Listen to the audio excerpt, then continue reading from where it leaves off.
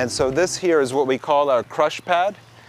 So any winery you visit where wine is made from start to finish, and what I mean by that is like starting off with the raw ingredients with the grapes, you're going to have a grape reception and grape processing area. We call it a crush pad. This is where the grapes get crushed or pressed. And I don't know if anyone remembers watching Lucille Ball, I Love Lucy. They used to step on the grapes. Yes. So human feet are very gentle, but they're not very efficient. So the machines we use are gentle and efficient. And that's why it does the job. That's why we no longer trot on them, even though it does work. That technique does work. But like I said, that's how it was done traditionally. Yeah, and there's still places in the world that do it. That is how it was done traditionally, you know, before we had such machines. Yes. In places like Portugal, they still, you know, it's a lot of fun. They lock arms, they drink, they sing, and they trod on the grapes. It's an event. It's a party, yeah. And it's still a party here. It's just we have work to do. We have to process tons and tons of grapes, and so it's much more efficient to do it like this. And how long does the crushing process take? So the big press over here can take about 4 or 5 tons of grapes, and it takes about 2.5 hours to fully extract the juice from the grape skins. How many tons of grapes do you guys crush on average? In a year, every season, we do about 100 to 150 tons. Remember I told you it depends on Mother Nature. Yes. So it can vary, but... that's an average. But that's, yeah. And, you know, that sounds like a lot, and it is a lot on one hand. On the other hand, keep in mind there are other wineries around the world that do 10 or 100 times as much every year. So we're really quite small in the global wine industry. But this particular press is specifically for the white grape? White and red. But so one key thing to understand is when we're pressing the whites, it's juice. Right. And by the time we press the reds, it's not juice that's dripping out, it's wine. Okay. Because the way you make red wine is by fermenting the grapes with the skins and all the solids. And by the solids, I mean the skins, the seeds.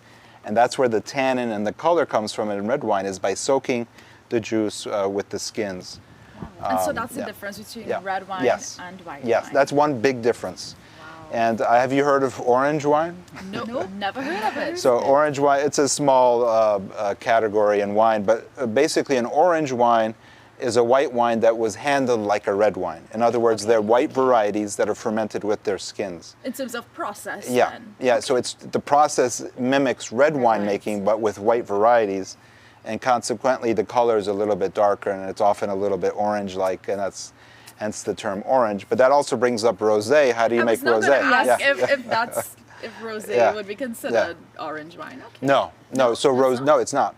Because rosé is rosé, it's pink. Yes, it's the pink drink. And so rosé, you treat it like a red wine, but only for a few hours. Because red wine, like I was saying, you ferment it with the skins for weeks, for 2 or 3 weeks or more. Yeah. And for a rosé, you do the same thing, but only for a few hours, 2, 4, 6 hours, or 12, 18 hours, but not, you measure in hours, not days or weeks. Okay. And then you press it, and at that time you get a very, it's more than pink. It's a darker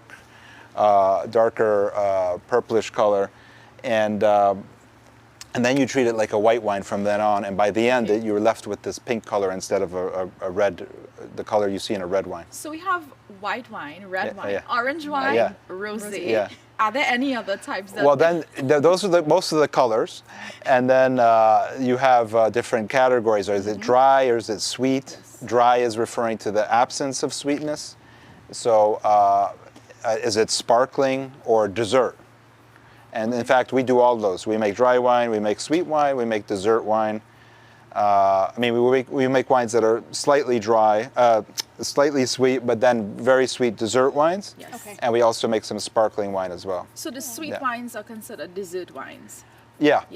Sweet is kind of a broad term, but like we make a wine like our semi-dry Riesling. Yeah. Mm-hmm. Semi-dry meaning it's not totally dry, which means it has a little bit of sugar, as 30 grams per liter or 3% residual sugar. So it tastes a little bit sweet, but not too sweet.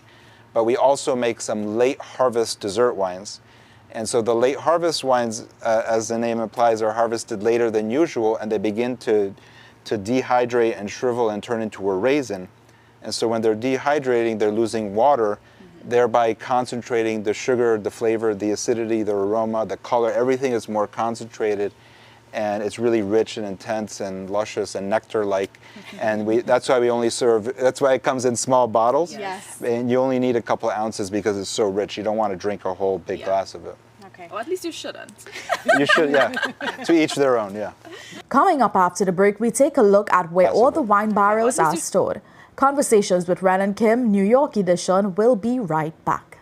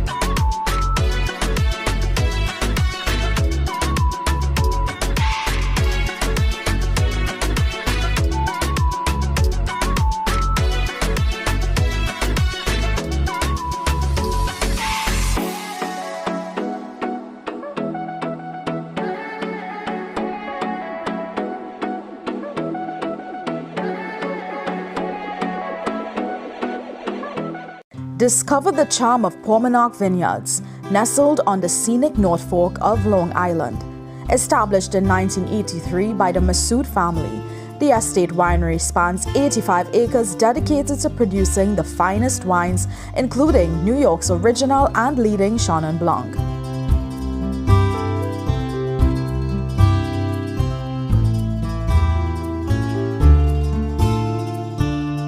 Visit us at Portmanock Vineyards, where you can relax in our beautiful vineyards, savor exquisite wines, and enjoy delicious food. Follow us on Instagram at Portmanock Vineyards for more information. Cheers to great wine and unforgettable moments. In need of reliable transportation solutions in Trinidad and Tobago, Guyana, St. Vincent, or Grenada? Welcome to Kaluz Auto Rentals, your trusted partner for all your transportation requirements.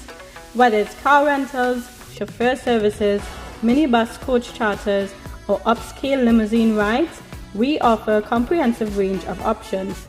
Choose Kaluz Auto Rentals for a seamless, professional, and efficient journey every time. Kaluz Auto Rentals, your reliable travel partner.